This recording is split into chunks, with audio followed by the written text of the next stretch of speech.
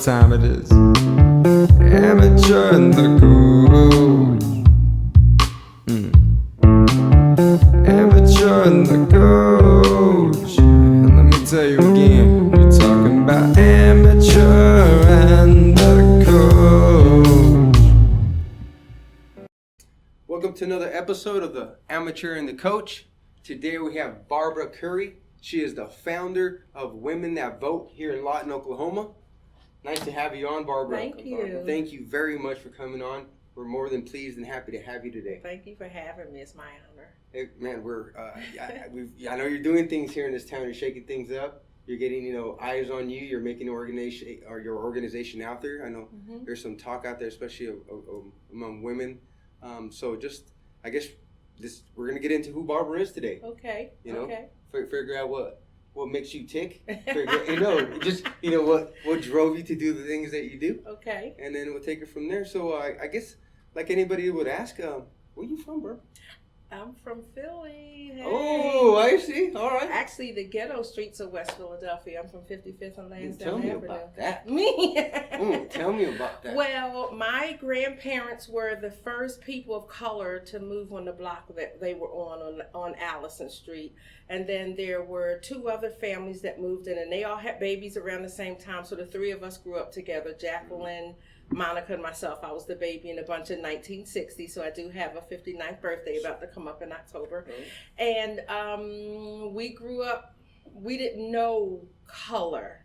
I didn't grow up knowing color. I thought that everybody was just who they were. Miss Sears was Miss Sears, Hazel was Hazel, Miss Deitches was Miss Deitches. I didn't know color. I didn't understand color until I married my husband and we went in the military. But my mother worked at this place called Crown Cork and Seal all the way out in the northeast of Philadelphia, and they made cans for sodas, and they made the tops and everything. And back in the day, you could look on any can and see Crown Cork and Seal on there. But I went to school. It was a predominantly black school, Hannah Elementary School, and went to junior high school, Shoemaker Junior High School, and then I started meeting boys and stuff. So my mother didn't want me to go to high school with the guys that I was in junior high school with. So she sent me to live with my aunt in North Philly on Spring Garden Avenue, and I went to William Penn High. I see. So, there were the gangs, every spring, the different gangs came out, and the girls that had long hair, there was always the threat of not being by yourself because you were subject to get snatched and get your ponytails cut off.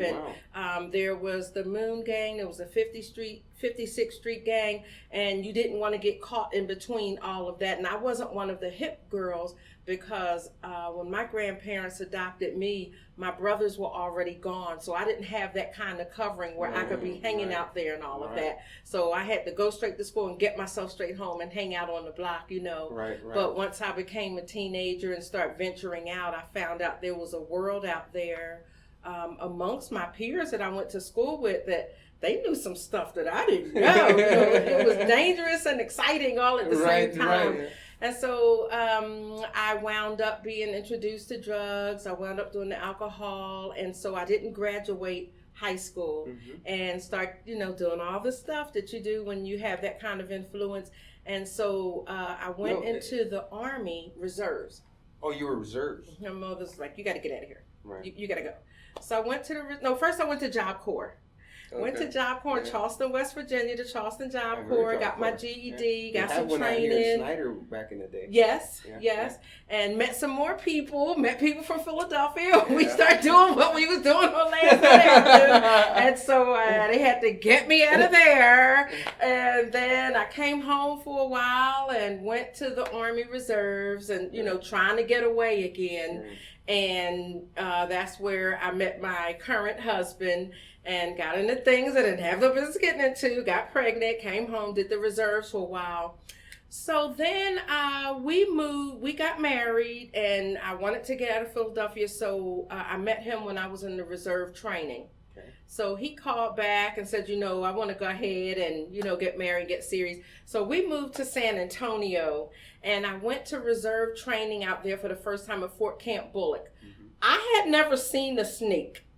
And so we went out there, and I stepped outside the tent, and this big giant rattlesnake had bit into our first sergeant's boot, and he was just hanging there because his teeth got stuck in the boot.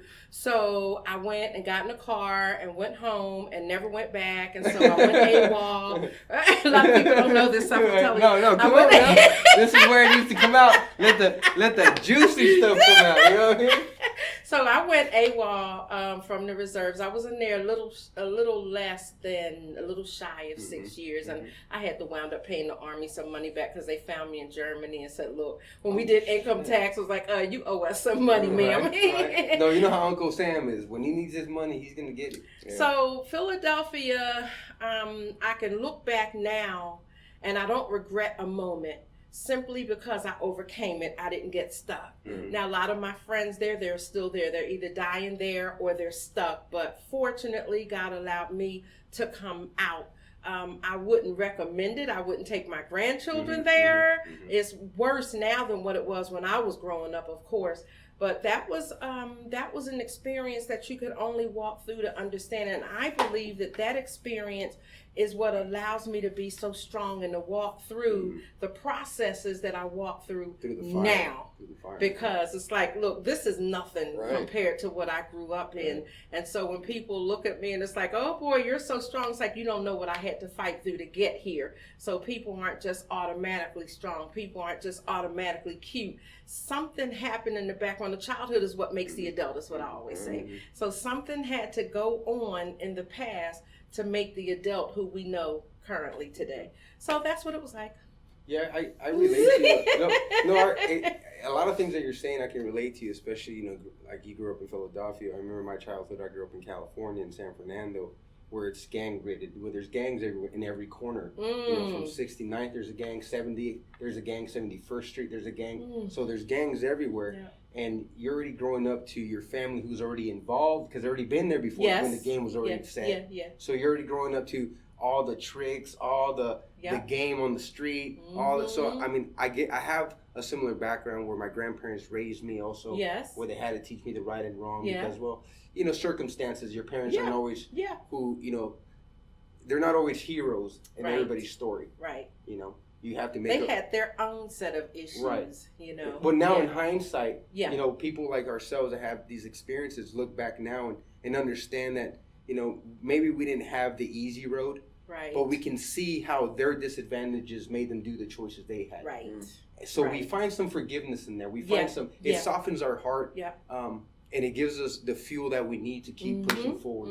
And this is why when Sandy told me about that, the things that you're doing here in Lawton with women and motivating them to get out there and actually have their voice heard, it touched me because I come from poor beginnings.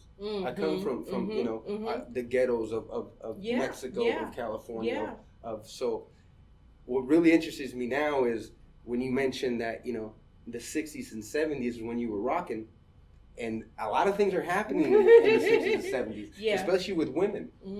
There's a lot of movement going on. There's the women are trying to come out. They're trying to speak out. They're trying to have their own thing. They're trying to be heard. They're trying to be educated. They're trying to be, accepted and for what they are instead of just being females and trying to change all that stipulation of them being only at home, taking care of kids and getting into the workforce.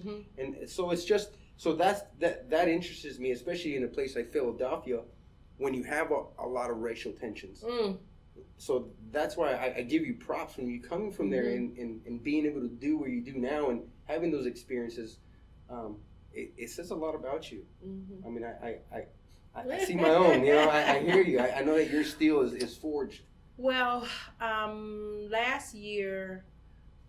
Well, okay, so we got married and traveled here and there, and then so we were coming to Oklahoma, and we were in Germany, and so my husband came home and busted in the house and said, our next PCX duty station is in Oklahoma. So not being a good student and not knowing a lot about history or geography, I thought Oklahoma was only a movie. I was like, that's a movie. That's not a real place. How are we going to go there? There were no black people there. I said, go back and ask them where the black people hang out. And so he came back and he was crying and he was all excited. He said, Bob, oh my God, the Lord is sending us to die. And I said, well, what's wrong? He said, I went to the job and the brother said, black people hang out on trees in Oklahoma. And the kids were crying. I started praying. We were all running around the house screaming. So I started calling my friends and they laughed. It was like they were just joking with him.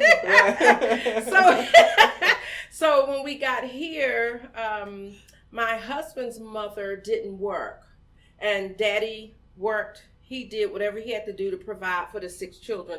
So that's how my husband was. And when I grew up, even though my grandmother worked, my aunt was always telling me, find you a military man that'll take care of you. So that was so in my mind that I think it handicapped me to the point where I wouldn't go out and look for a job. So I had this man that was willing to work 2 jobs. So I stayed home with the kids. And then eventually I started doing daycare, to make ends meet.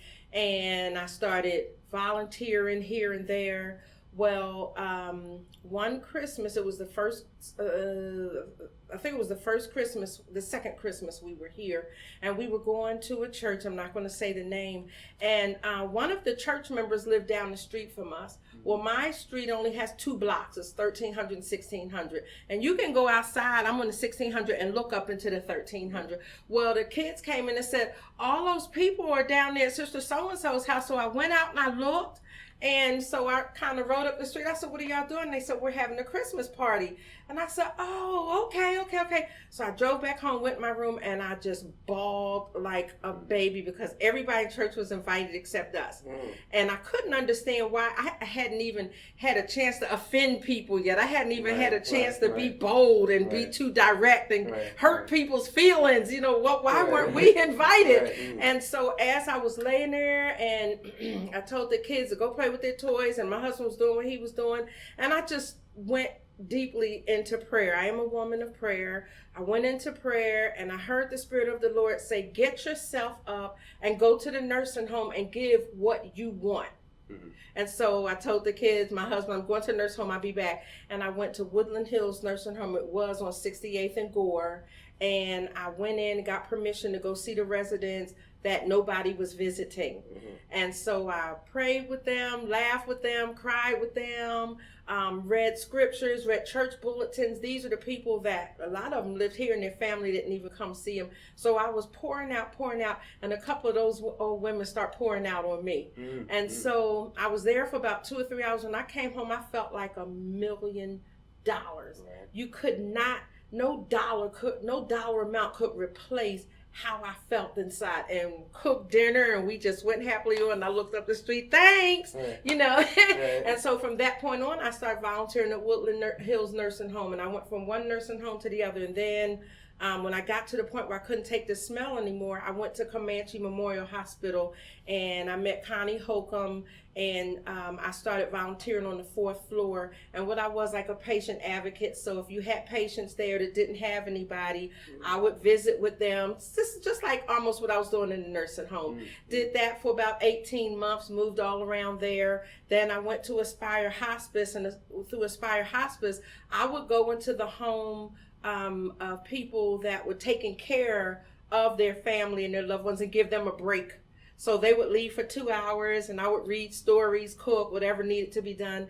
And so all of that went on until about 2000, whenever Katrina happened, and I went to the Red Cross and volunteered, and I was the volunteer, I was the transportation specialist there when Red Cross was down up on 5th and Gore.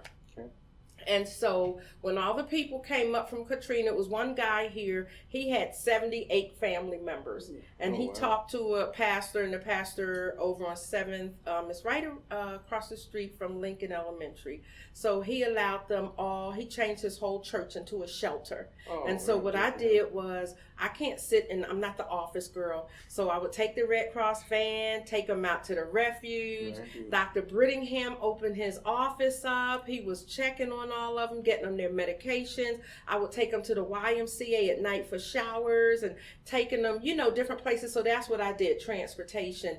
That season went on for a while, and then I pulled back for a minute, and then through Red Cross, I heard about the Chamber of Commerce. And so because our volunteer coordinator, Dan Farrell, he was a Red Coat ambassador.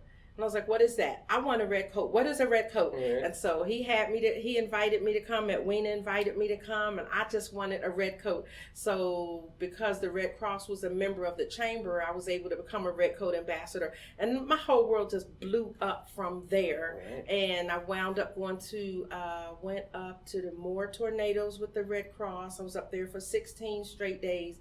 And I'm telling you what, when I came home, I laid in the den, and I was so glad we didn't have any children at home because I cried for 10 days.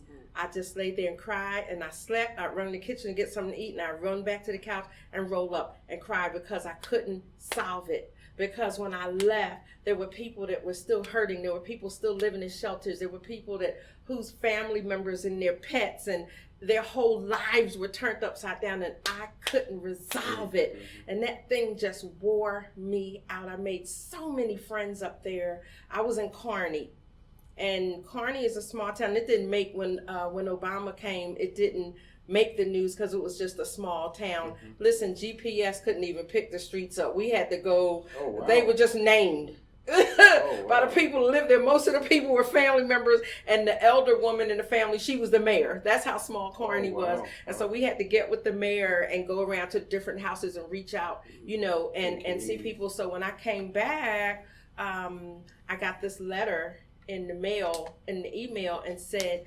congratulations, you have been selected as one of Comanche County's Women of the Year. And I was like, that's a spam I never heard of, and I deleted it. 2 weeks later, I had never heard of such. Right. So 2 weeks later, they wrote back and said, listen, you need to go have your picture taken for the reception. I was like, oh my God, this thing is real. Right. And then I cried all over again, and so it just started opening up from there. So Comanche County Woman of the Year. And then the next year, it was Red Cross Volunteer of the Year. And then after that, it was the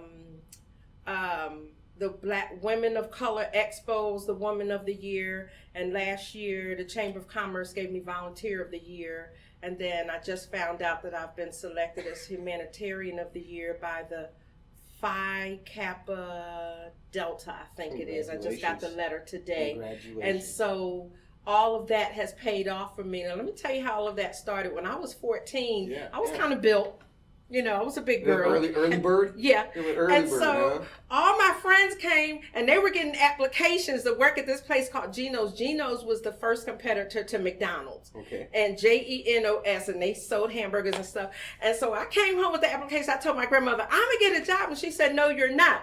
And I said, well, I want to make some money. She said, you're going to go to the University of Pennsylvania, and you're going to volunteer as a Red Cross candy striper. And I hated her the whole summer. So I had this Red Cross candy striper, and she put these white orthopedic pantyhose on me with these big white nurse's shoes because she didn't want the men looking at me. Right. So my friends now, when they would see me go, because we had to catch a trolley. So you caught the trolley, you rode downtown, then you caught the trolley back, and I get off on 55th Street. Allison Street was between 55th and 56th. I got off at 55th. So all my friends were sitting out here waiting, watching me coming with that uniform and those white pantyhose. Oh my God, they would tease me and laugh at me. I was so embarrassed. I hated her for the whole summer. Then when school got back, I was good again. Then she did it to me the next year. I couldn't believe. But then here we are. Right. 40-something years later, 50-something years later, and I'm Red Cross Volunteer of the Year. Right. And so through Women That Vote, we are going to now have a sculpture built, suffrage sculpture down on Shepler Park. Okay. And I can't say who the Caucasian woman will be yet because we haven't got permission yet, but we'll have a Native American woman, and my grandmother's face will be on the African American woman's face because she's the one that started this whole thing, Right, yeah, and so Women That Vote coming back up. So I've been here volunteering, been through different churches. Have my BA as a minister, licensed to minister. And I don't talk about that a lot because it's not who I am. Right. It's a part of me, but I feel like if you're going to minister to somebody, just be good to people. And you can give them what you need to have what they need to have without pushing a bunch of scriptures in their face and talking about a title. I'm Barbara, Yeah. you know, but I wasn't as accustomed to being in the white community as much as the black community. That was more influential to me. Right. So when Stan Booker called and said he was running for mayor and wanted to know if I would pray for him, I was like, sure. But the next morning I got up and I was so scared. I was like, Lord, how am I going to tell all these black people to vote for this white man with blue eyes? And we got 2 black people, they're going to run me clear straight out of town. We don't even have Amtrak. They're going to ship me up to Oklahoma City and run me out of Oklahoma. I'm serious. I was really scared. I was sitting there and I just heard it so clear in my spirit. Create a platform and call it Women That Vote. And we're going to have brunch, coffee, and go to the Hilton, have them, you know, set this all up. And we're going to invite all the candidates, let them come and speak, and let the women hear, let everybody, black and white, hear the candidates for themselves so they can make an educated vote. So that's where we got it. Women That Vote, promoting the educated vote. That's and it great. took off. I was volunteering at the chamber at that time because they didn't have, I'm a receptionist, and every day I would get up and get dressed like I was the executive. You know, 5 days a week I would work, you know, 5 to 6 hours a day, and I took pure pleasure, and that's how I got Volunteer of the Year for the chamber. But I love being at the chamber.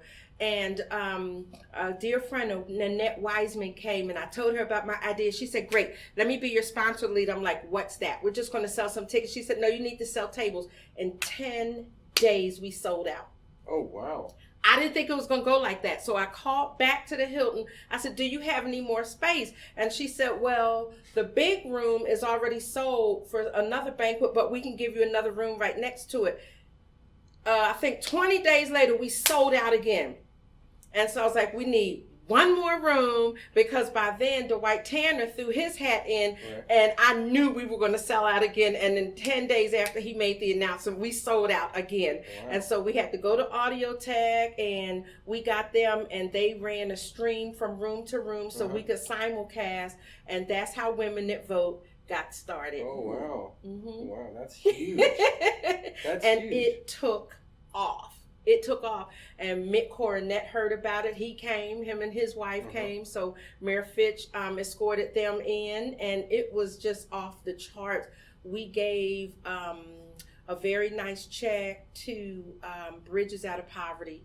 Okay. And so What is this organization? Bridges Out of Poverty is through the Salvation Army, and what they do is they have, I think it's like a 5-month program for people that are below poverty or really struggling, and they can go through this program for free. I think it's once or twice a week, and they reprogram you how to think, how to come out of the poverty mindset to move into a more successful lifestyle. Right. And that's where I wanted the money to go, because I understood You know, yes. what that was all about. I've been homeless before, I didn't tell you about that part, but I understood that lifestyle.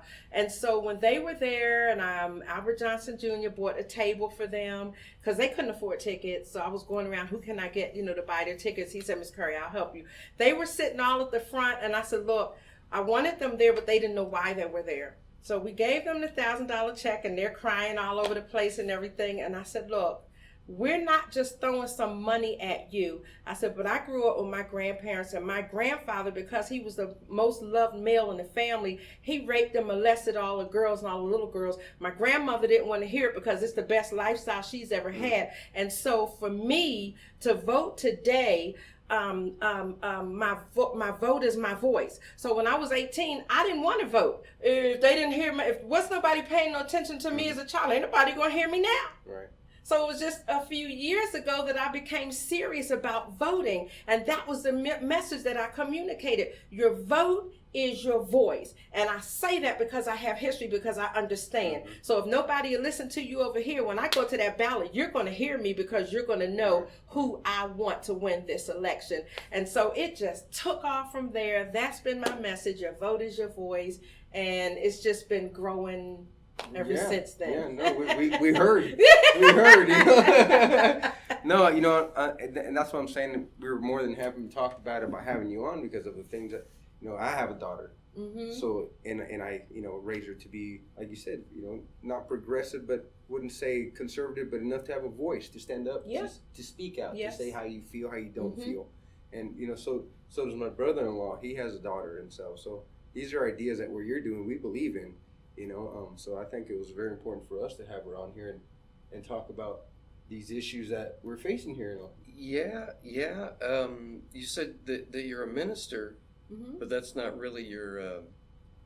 You seem to have a strong trifecta of charismata.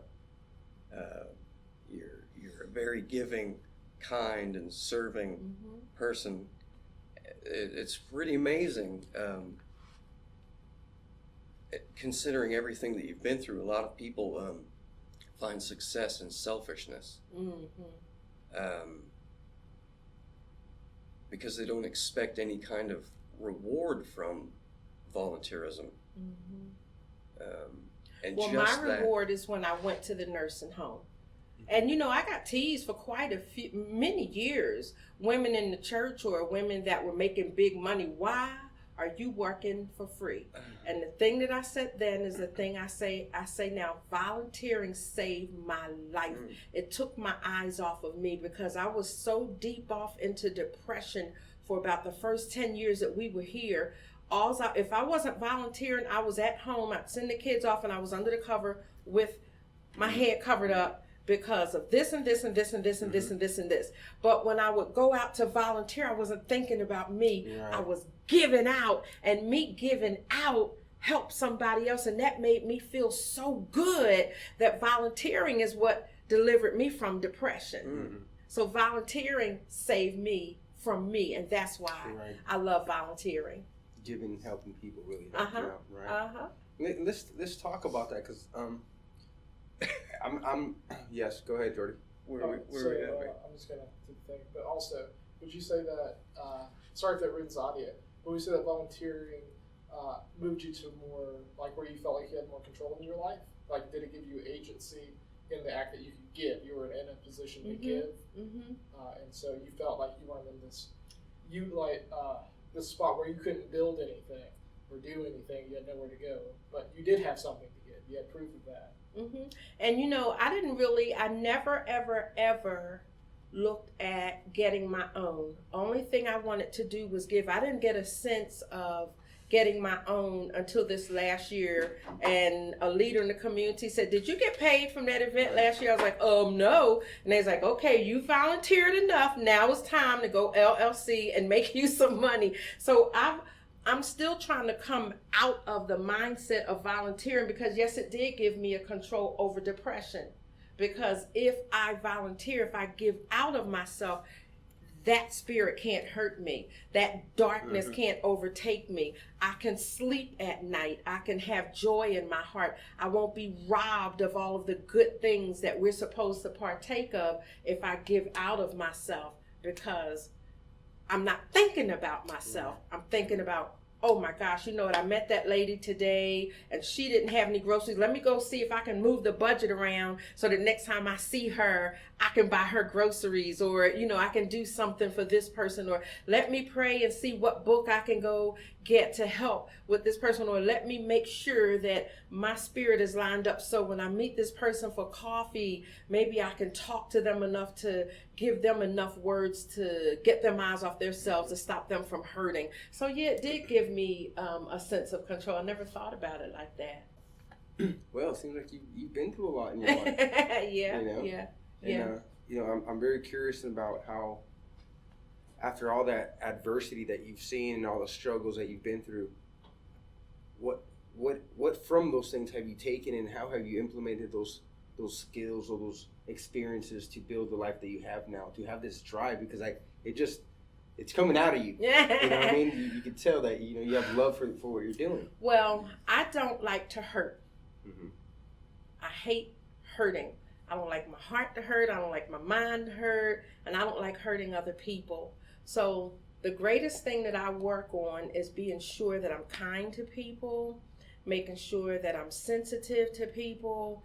And with each person I meet, while they're talking, I'm analyzing, I'm looking, I'm gauging, I'm figuring out what part of them used to hurt me. This is the part that I'm going to minister to. So when I see a woman that's going through, sometimes I can automatically look at a woman or a child and tell whether she's been raped or molested because I've been through that. And so while they're talking, I'm trying to figure out what can I say to help relieve some of that pain off of you, because I don't like hurting. So I don't like seeing other people hurt. Another thing that I've taken, one of the things that I've had to do was stop fighting men so hard. I just stopped doing that in the last few years. Because let me tell you something, it was my greatest challenge to run into a man the other women were afraid of. Boy, that was my match. I'll go toe to toe with you. And the reason I volunteer is because you can't fire me, you know? And I'm going to be the one to push you back. I had to. Just these past few years, I had to get a hold to myself and say, okay, you know, when men control, when men rape, when men are mean to women, it's because somebody did it to them. And what you're seeing is the little boy crying out saying, I need power, I need control, I need to be established, I need to be accomplished, I need to be validated. So now instead of taking that personal when I meet men like that, I take the more softer approach, and I like to become friends with those kind of men now, because somewhere down the line, in a trusting friendship, I'm going to be able to talk to you about your behavior. Right. And so I see that as a strength, and I know that that's come from overcoming stuff as well. So in my earlier years, I was the fighter, I was the warrior, you know, I took pure pleasure in cutting people, you know, just you're going to feel my pain and da-da-da. But now it's more, you know what, that's just so unnecessary because hurting people hurt people. So now I'm just on a mission to make sure that when people come into my presence, that they feel good about who they are, and they know that I'm a trusted presence.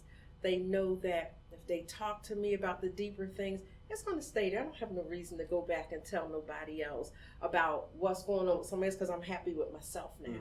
I had to work for that, and I'm not going to lose it. I'm not going to lose. This is the most peaceful place I've ever been in my whole life, and I'm not going to lose that. So now I fight for my peace by being kind, by sowing seeds of kindness. And when things do come my way, I can look in the mirror and I can say, okay, my prayer is always, if something comes that hurts me, the first thing I want to know is, okay, Lord, is there anything still going on inside of me that attracted that negative attention because you want me to grow? And I'll wait for him. I'll wait a few days. I'll wait a month or however before I get an answer. And if there's no answer, because what we don't realize, God wants us to grow up more than we do. So when you start asking questions like that, you're going to get an answer. But if I don't hear anything, then I know, okay, I've done nothing to this person to bring this out of them or to attract this kind of energy. So most likely there's some healing source that I have in me that's bringing them to me, so I'm not going to take it personal. I hear you. I'm I work very hard on not taking stuff personal. Right. Because when you take stuff personal, listen, personal offenses, there's a word for it, and I can't think of it right now, but what personal offenses do is they distract you. We were built to see things up here. We were built to be visionaries. We were built to see. We were built to walk in purpose. But when personal offense comes, scandalizing, that came from the Hebrew word that creates personal offense. I can't think of it right now. But when there's a scandal involved, now I'm going to stop looking at this and I'm going to lower my vision to look at this. Now I can't see what's going on out there because I'm looking here, and now I'm distracted for a while. So I got 6 months to a year or 18 months of being off track because I'm looking at this personal offense, and God can't use me right here because he built me to look up here. And so I'm very strong about not taking stuff personal. I'm almost 60 years old. I don't have time to be offended because it's a distraction. but I feel the same. I have, like I said, I feel like we relate a lot. I feel the same way too, because it took me a long time to realize that I'm super sensitive. Yeah. And I think it's because of our backgrounds, and we're so defensive all the time, whether if it's verbal defense, mental defense, physical defense. We're always on high alert. I always had the feeling of, people always trying to get the best of me, trying to fool me. So So yeah, I get what you're saying about that, you know, and I feel that's where it comes from. But talk to me about this homelessness. How did you overcome that? Because like once again, I've had my run-ins with homelessness myself. There's been hard times, you know, when people are trying to do what's best for you. You think you know more than what life, you know, and it puts you in situations where you wish you never were. Okay, so this is raw stuff. Okay. You ready? Are you ready? This is the place. Okay, like we ready? Coming out. All right. Coming out. Okay, so my grandfather was a big time adulterer. Okay. And he was an abuser. My grandmother got tired of him, so what she did was she took a job working at night. That left me in the house with him. So he was alcoholic, and I knew that if I didn't find somewhere to hide or get myself out that house, I knew what was going to happen. As a result of that, my grades weren't good in school because I was sleeping all day. And so when my report card came out, then I got the beat down because my grades were bad. And so when I became a teenager, I just got tired of the whole thing. And I'm like, look, if I'm going to get beat, then I might as well get beat. I'm going to run out here in the streets and I'm going to lay around and I'm going to hang out with some men that love me, because ignorance says that sex is love. But what we don't realize is that what we really crave is the intimacy. So when somebody's inside, we think it's love. It's not love, it's the intimacy that we crave. So I was promiscuous. I was all over the place. It's by the grace of God that I didn't have AIDS and STDs all over the place and everything, and all these babies and stuff. And so it came to a point where my mother was like, look, you got to go.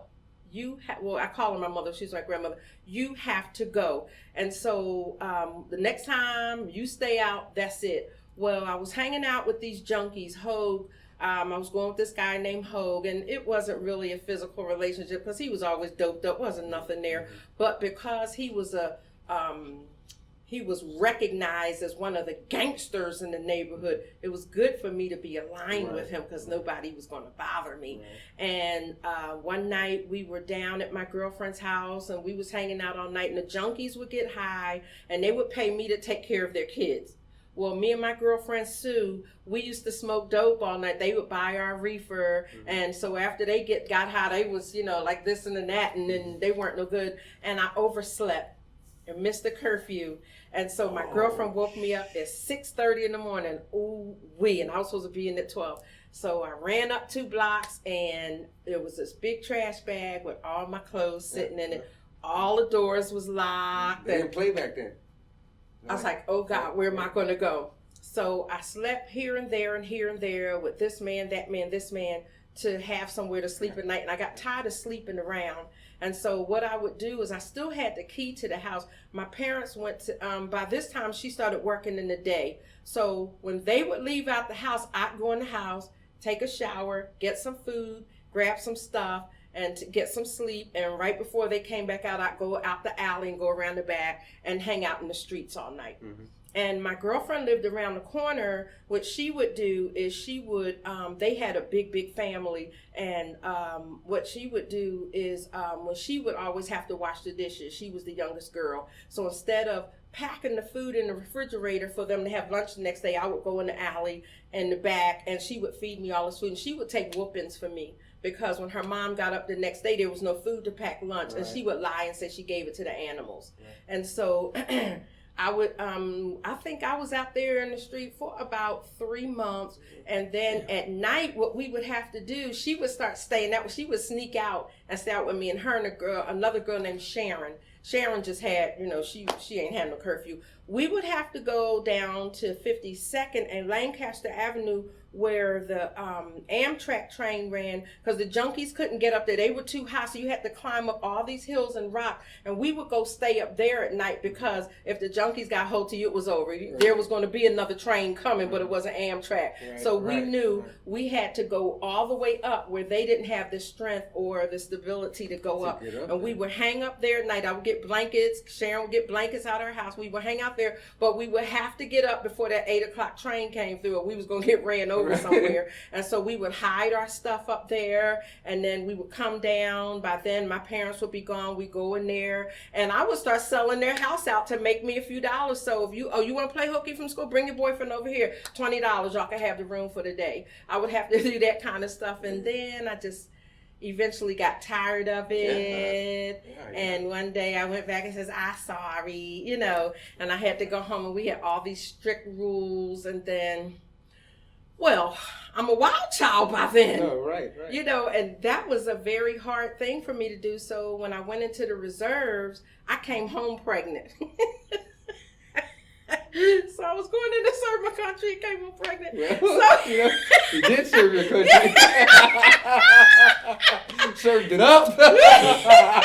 and so came home pregnant, and I didn't know I was pregnant until I was about 3 or 4 months. I went to the doctor because I was gaining so much weight, and that's where I found out I was pregnant. I'm like, oh my God, how am I going to go home and tell this? So I went home, told my grandmother. Her response was either you get an abortion or you get out. That's okay. I don't want no baby either. Went down to the abortion clinic, had it all set up through my doctor, and I was sitting in there, and that nurse came out, and she said, Bobby Blackshear, that's my maiden name. And when she called my name, all I could do was jump up and run. I couldn't give up my baby because nobody else would love me the way this baby would love me. And I jumped up and I ran, and I went home, and I was sitting in the living room. She came home and said, well, did you do it? And I said, no. And so I had to go through the cycle all over again of sleeping around with these different men just to have somewhere to sleep at night, because now I'm all of a sudden conscious and aware of my body, you know. And so one time she moved out and went to Washington with her cousin. Whenever she would get mad at my grandfather, she would leave for months at a time. And then my sister-in-law found out I was pregnant and this and that. And so they moved me up to Mount Airy to live with them. And that's where I had the baby. And I didn't know until later that my grandmother was there when I gave birth. And once she saw the baby, she sent them out. She sent my grandfather, get her, bring her home. And so that was the last time that I was homeless, because I had the baby, and when she saw him, she fell in love with him. Well, good, man. Wow. What a roller coaster. Yeah. You know, when people look at me today and they think, you know, oh, you're dressed so cute, and oh, you're so nice, and it's there's layers. That's where you think I really came from. Now, I will say that my grandmother, she dressed at Lord & Taylor. Her and my grandfather, oh, they were sharp. Oh, you didn't outdo them. He had always an updated car. We had a beautiful home, you know, that kind of thing. We had the biggest house in the family and these kind of things. So she always wore jewelry. She went to bed. We called her the June Cleaver of the ghetto. Okay. Because you even my grandmother, you had to wash before you came to her dinner table. You showered and you dressed. Right. And so that's where I get this from. So when I first got here to Oklahoma and people were not understanding that, they thought that I was doing it to show off or to bring attention to myself. It's like, no, this is culture for me. Right. And so now that everybody's wearing jewelry, it's not so much of a big deal. Right. This is play for me. Right. I love to do it. I love to get in the mirror and just, ooh, look at Stella. And, you know, I have antique mirrors all over the house because that's what she loved, antique mirrors. I'm not upset with her anymore. What I had to do to stop being angry, because I told you I don't like to hurt. And when I finally gave my heart to the Lord and I realized that I had so much anger and bitterness, packed my kids up. We were here and we went to Cordele, Georgia, where she grew up, and I wanted to know what happened. I wanted to know everything about her. And when I found out how brutal her childhood was, then I couldn't help but let it go. It was the same thing. I had to do the same thing with my parents. And once I found out their story, then my grudge or whatever I had, it just loosened up, and then now it kind of dissipates. You know, and you don't. It's kind of hard, and it's funny because you find yourself in a place and you're like, how did I ever get here of, you know, being so forgiving or getting past something that was so huge in my point of my life. It kind of directed what direction I went, this anger, this animosity, you know. It drove me in certain areas, you know. So, I get exactly where you're coming from, and it's huge. It's huge. My Aunt Dot used to always tell me, baby, you just keep living long enough and life itself will shut your mouth. That's brutal.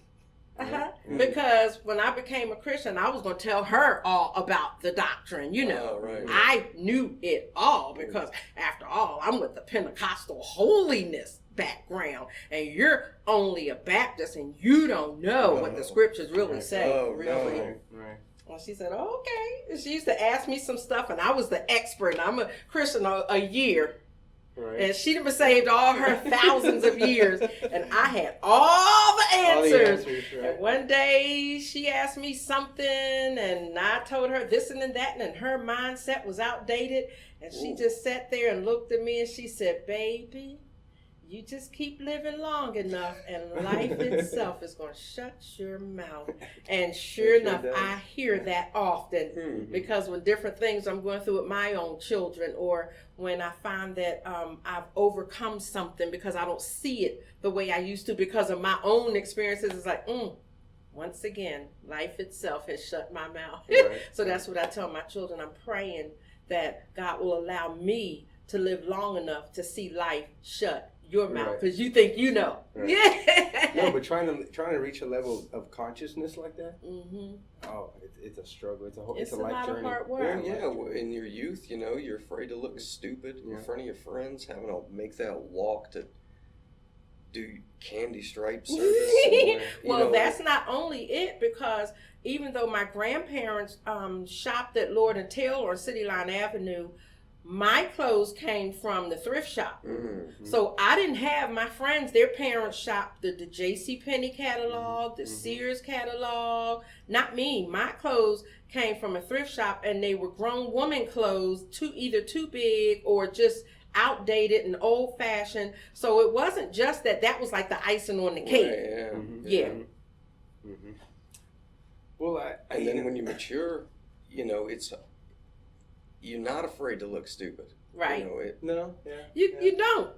I've made up my mind. Some days when I come out, and if I want to just grab stuff out the closet, it's like, look, that doesn't really match, but I earned this place where I'm at right now. And if you feel like you need to judge my wardrobe, then me and you need to go shopping, and you need to buy me some clothes, and I'm still going to wear it the way I want it. Full of fire. You get to the point where you just don't care about this stuff. Because listen, when you're talking to people and you're hugging people and you're helping people, they're not looking at your clothes. They're looking at your heart. So I don't care about that stuff. Of course, I want to go out and look cute and everything, but I don't put so much emphasis on it like I used to now, because I'm more concerned with, when I go out, are my vibes right? Yeah. Is my head right? Right? Yeah. Am I going to treat people right? Sometimes if I'm upset with my husband, or if my head is not, I won't even come out the house, simply because I don't want somebody to catch me in the wrong moment and I say something to further insult their pain. So I'll keep myself isolated. It's like, y'all not ready for this, and I don't want to put this out there, and then I got to go back. And I'm tired of apologizing and repenting and all this stuff. We're too old for that stuff. And so I'm just learning how to just go with the flow. And the other day, Hunter called, and I got up that day. Depression is this is the season that it usually tries to kick in on me. And we just came off of a really big season with event planning and Women that Vote and everything. And the inside of my house looks like a tornado went right through the inside. It missed the rest of the block. It just went through the inside. And every day I get up with the intention, okay, I'm going to get me a cup of strong coffee and I'm going to clean this house. Well, now depression tried to kick in the other day, and I wanted to just sleep all day, and I start thinking those inward thoughts and looking at all my faults, and I could have did this and that better. And what I have to do is get up and get out. And so I just grabbed some stuff out the closet, threw a hat on my head, and went over to the Buffalo Grove. And I like to sit there with my little friends, and we talk trash, we talk religion, we talk politics, and and Hunter called and said, we want to do an interview on you because this is National Voter Registration Day. I was like, girl, I don't even look right today. And she said, Miss Barbara, we all know you. you look good. I was like, whoa. They know your style. I said, I don't even have or makeup or lipstick. She said, you'll be fine. I said, well, do I have time to go home? And she said, no, because I have another interview. I said, okay, just meet me over at the chamber. And we went over there, and to me, that was one of my best interviews simply because I saw my own confidence. Right. And I was like, whoa, and I didn't have on lipstick and makeup. And everybody's talking about that interview. They weren't looking at what I had on. They was looking at my heart, experiencing the energy. And so it's not about this anymore, but it's about the inward parts. And it took me 59 years to get here, but I tell you what, I'm glad I'm here and it feels good. Yeah, I say it all the time. I said, I might, be late to the party, but I'm here. And Yeah. I said that, with my education. I said that with growing in life. Yeah. I said that with everything. Yeah, we're here. Yeah, We made it. we're here. We get in. We get and we're in. in our right mind, Right. and we have joy in our hearts. The other thing that I am is that very impressed about is that, well, you're an African American woman, and you're in a position that can influence other African Americans to a positive direction, especially when you're dealing with minorities and when it comes to voting, when it comes to even being involved in the political scene. It's a very low percentage. Yeah. So that's another thing that maybe we can touch on is how are you affecting the African American community? How are you seeing that change? And because it wouldn't take hard for someone to look up to you and say, if she can do it, I can do it. Well, right now, that is still my greatest struggle.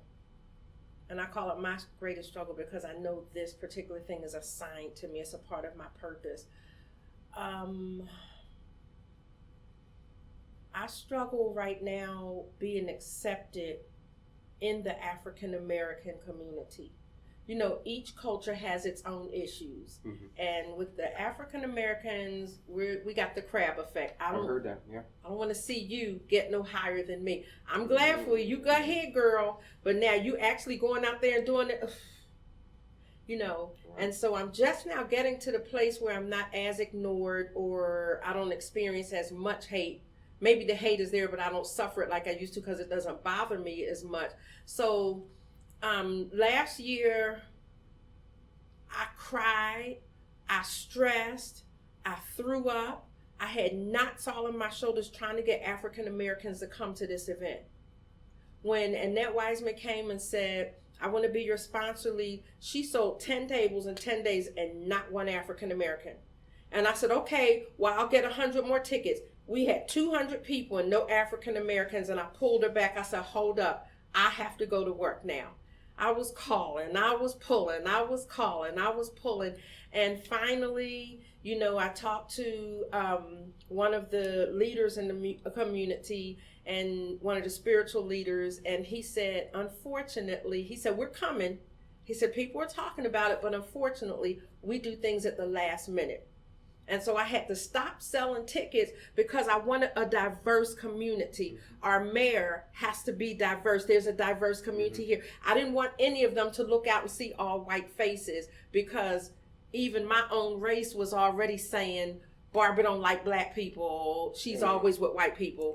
Well, it's because when I'm out here, it's the white people and the Native Americans and the Colombians and the Hispanics that are on the front lines with me, and I can't get you guys to come.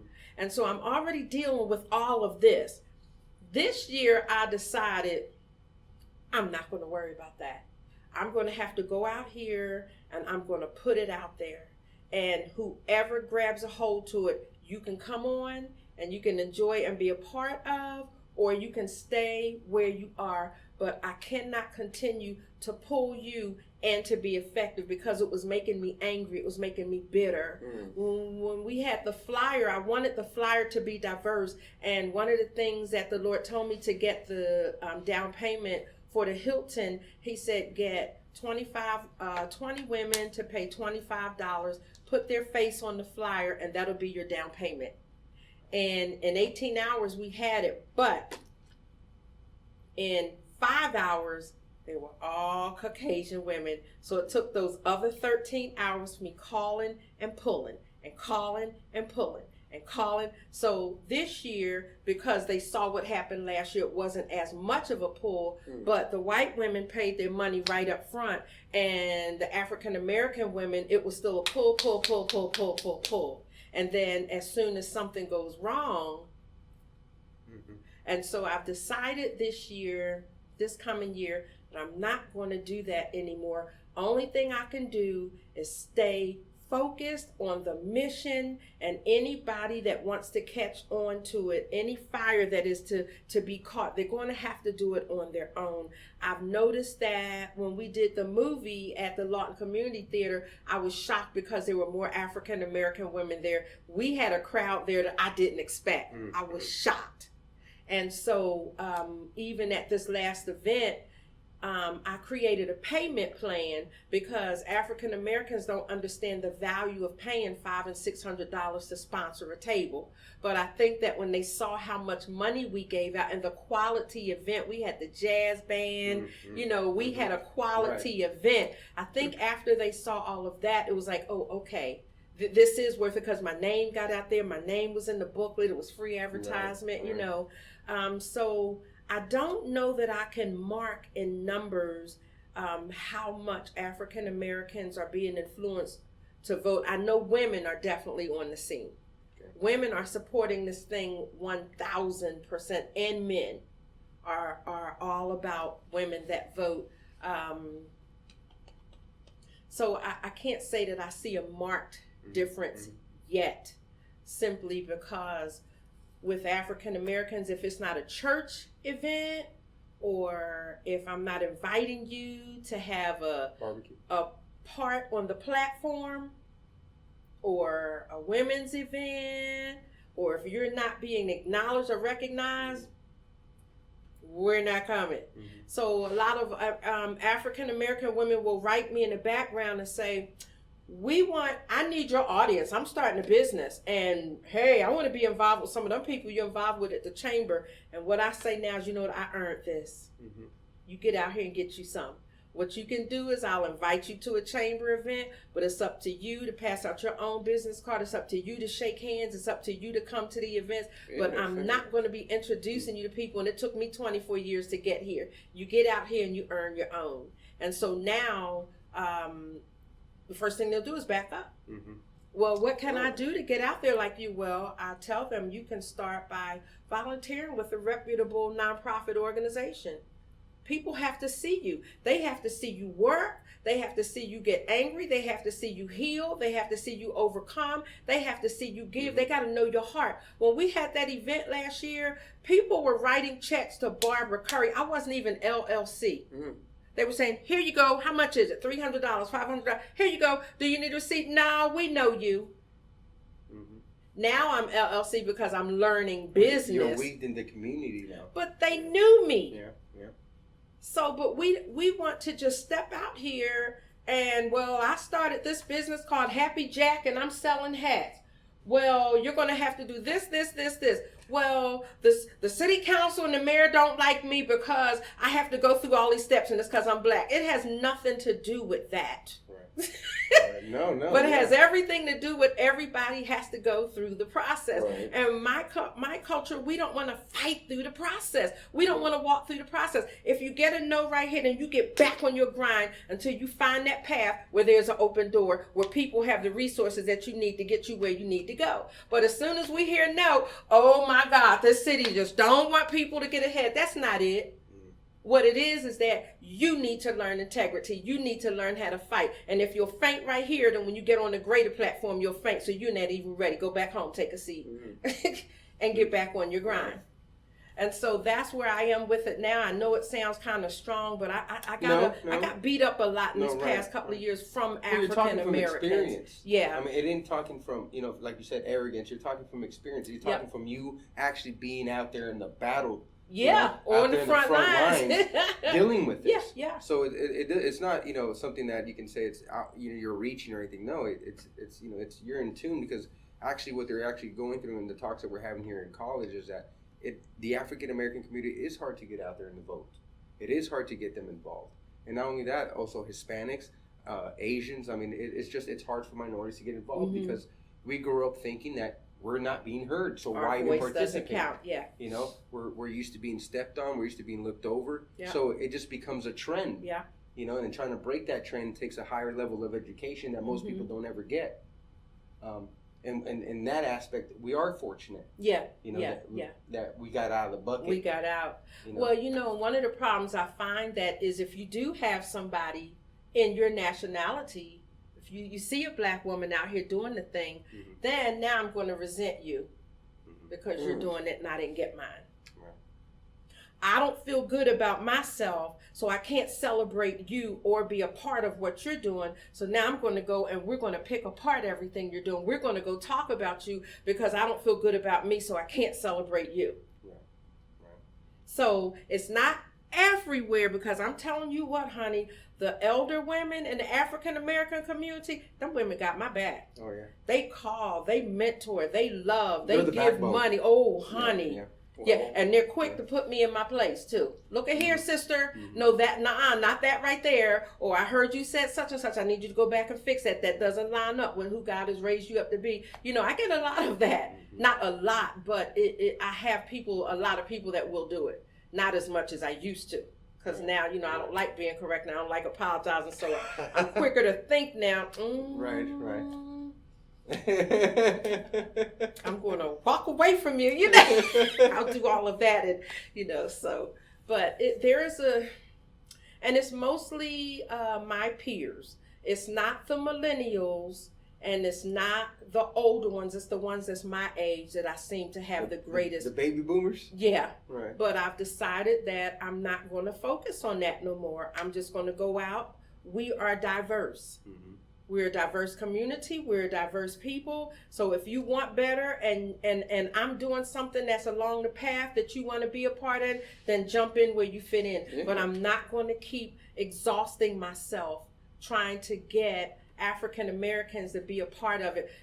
If we have a flyer this year and it's all white faces, it's because they're the ones that paid for it. And that's that. I've reached out, I've sent emails, I've sent texts, I've sent inboxes, and you didn't respond by the deadline, and I'm not going past my deadline no more, because then that stresses me out with my marketers, because that puts them behind, and then we got to do this and that, trying to reach out to, Right. you know, I'm not doing that no more. You either get in, and then, you know, this year was like, well, I would have liked my face to have been on that flyer, and I go right back to that same text that I sent them, and I screenshot it. You had the opportunity, shut it down. Right. How do I hear it? No. So, you know, just be fair to everybody, be kind to everybody, and Right. whoever wants to be a part of your train is going to get on. Maybe I just need to get on your train just for a minute till I realize what mine is. I don't have to stay on your train. I don't have to follow you for 100 years. I don't have to do everything that you're doing, but maybe because Get you're already direction. doing something productive, Yeah. maybe I'll just hang around you for a while to see how you're doing the thing that you're doing until I can discover my own. You That's know- what it's all about. You know what to say about them haters, though. If they're hating on you, it's because you're doing something right. Yeah. I say if they're hating on me, it's because they hate themselves. Yeah. Well, they don't want to have to maybe go through the adversity, Yeah. not to speak out of school. Yeah, but because it's a lot. You Sure. gotta. Oh, yeah. You don't just. Right. I ain't Otherwise, just walk up everyone out would here be and just successful. everybody Yesterday. just loves Barbara. You know, but I'm strong enough now where if something is said to me off the record, I'm going to come back and I'm going to say, I might not say it right now, but I need to see you a week later. I had a chance to think about what you said. Right. Now, this is what I want to say to you about that. Right. And if they don't like it, listen, don't forget, this is why I volunteer. Right. You can't fire me. I got immunity. And that's one of the reasons I love volunteering or having my own business. That doesn't mean you can just go out and treat Right. people and be, you know, arrogant and be a bully and this and that.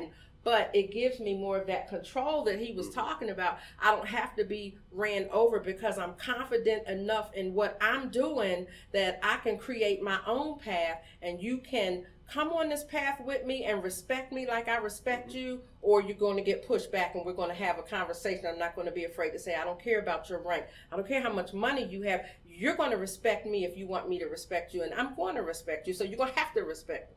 You heard that fire here on Amateur the Coach. The fire today. This is a part of the show, Barbara, where we get into a segment called Jordy's Corner. Okay. And we talk about what he's going to do is he goes around the world and he picks topics and he let us know, and we comment on the topics that he picks Oh out. boy, I don't Let's know listen how to to do it. All that. right, Okay. well, let's see what you got, Jordy. What you got? I'm really going to stick to one thing. We've already did our runtime pretty. Okay, that's fine. Well, look, we got a great guest. I think. Yeah, that's it. When you have great guests like Barbara Curry, you just gotta keep on going. Party just keeps on going. I mean, there's a lot of things I want to. If you look at this screen here, Miss Barbara, this is a guy. I think he's in America, but he has a vision. You understand vision, absolutely. And what he does is he's making an underwater utopia for hamsters. Mm-hmm. He's creating like a Sea Lab-esque, like a sci-fi-esque terrarium for hamsters, and it's been a passion project for I think like 4 years. Is he teaching them to scuba dive? Yeah, pretty much.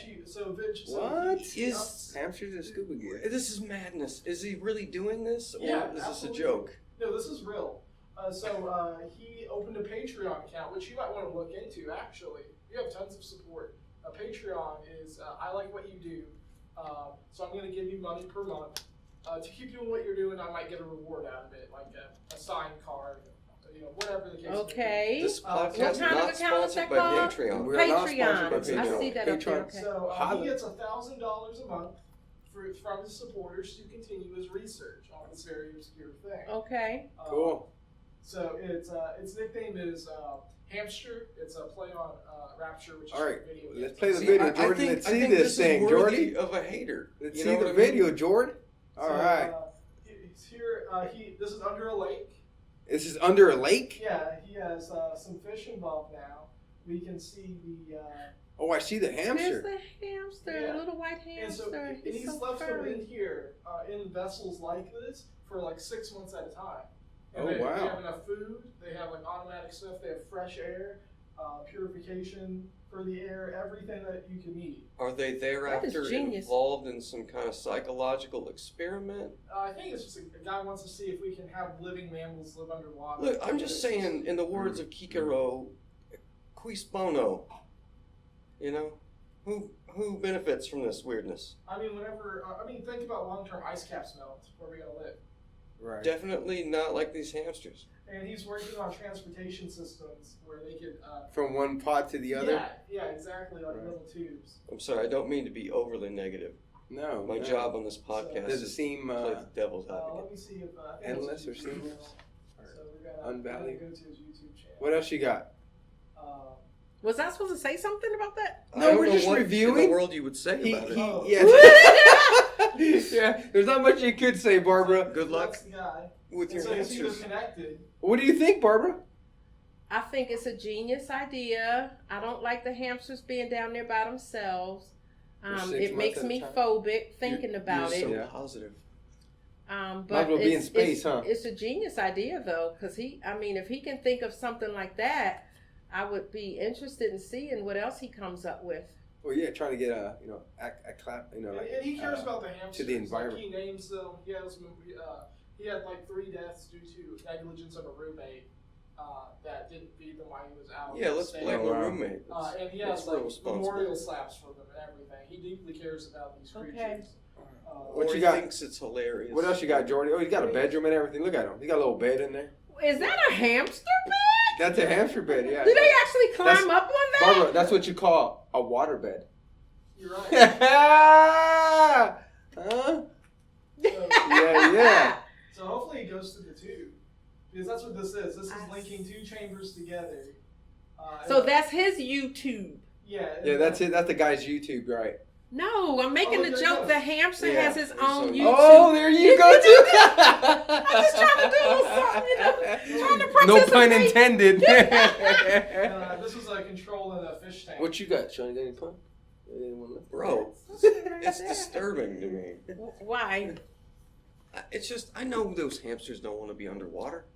You know, nobody wants to live in sea He's a level. hamster Hamster activist. gone before. I'm not a hamster activist. I'm not a member of PETA. I'm just saying it's bad enough that they get crammed into tiny Right. cages. And kids have to play with them. Throw them around. It's just weird. I don't understand the functional Scientific. value here, and Right. I'm a logical processor. Jordy, can we move on to something else now? I mean, I don't really have too much else. This is like the shit. That was okay. Why? Actually, you know what? Yeah, we're after this show, we're gonna definitely talk about Jordy's We're gonna Corner. adjust He Jordy's. just let you know to the fans, Jordy's Corner might not be returning after this episode. I'm not sure yet, but we will discuss I've this. been- Poor I've been Jordy. so stacked out. I haven't been able to plan and I mean, articulate. this is But, remarkably weird. Yeah, it is weird. Like- It is weird. Yeah. And it avoids all political stuff, you know, because I live in the political underbelly of the internet, which is my bread and butter, religion, politics, to even like extremist groups, weird culture, stuff like that. I'm about to get with you, Barbara. I'm trying to get the mayor on himself. Trying to get old Booker on. Oh, he is an easy person to reach. Mm-hmm. He is all about community. He loves interviews because he is a man of passion. He wants to get his message out. All you have to do is call him. Call Tiffany Verska at the city, and she will. Or you can call the city manager's office, and that they share secretaries, and they'll get the Yeah, message Sandy to him. gets. She's the I one behind I it. sent my email over a weekend and I think it got lost. Yeah. So I'll reach out. Yeah, to Sandy's him the again. one that. And we're running Reaches low out. on batteries here. All right. Well, this is well. Thanks a lot, Jordy, rushing our best I'm guest just of the letting you year. I'm just letting you know the Oh, facts. he's the best guest of the year. The that's year's for already, sure. Barbara. The year's already. Anyways, Barbara, I want to thank you for coming on. Is there anything you want to touch before we sign out? I mean, what could we left so many things behind. Well, there's so much to Um, you're such an interesting person. You have so Definitely. many complex that it would take us 24 hours to really get Yeah, it you would down. take a while. And a whole bunch of coffee and some snacks and a dinner. But on behalf of the amateur and the coach, Yeah, you were amazing. Yeah. you're amazing. You know, I would think like to we've have you on. accomplished what you want to accomplish, but I will come back at any time. For sure. We would Okay, love we can to have that to have you religious back. conversation. Yeah. We can, you know, I really like to talk to people about personal offense and overcoming that. We can. I think I'll our come second back. time around Yeah, it'll that's- be better. The ice is broken now. We can Yeah, get a little more yeah. flow going. Really Oh, get yeah. deep and down. See who you Yeah, really are. get to the real raw Yeah, stuff. absolutely. This was a great run. But this is the amateur and the coach, and we out. Y'all know what time it is. Amateur and the coach.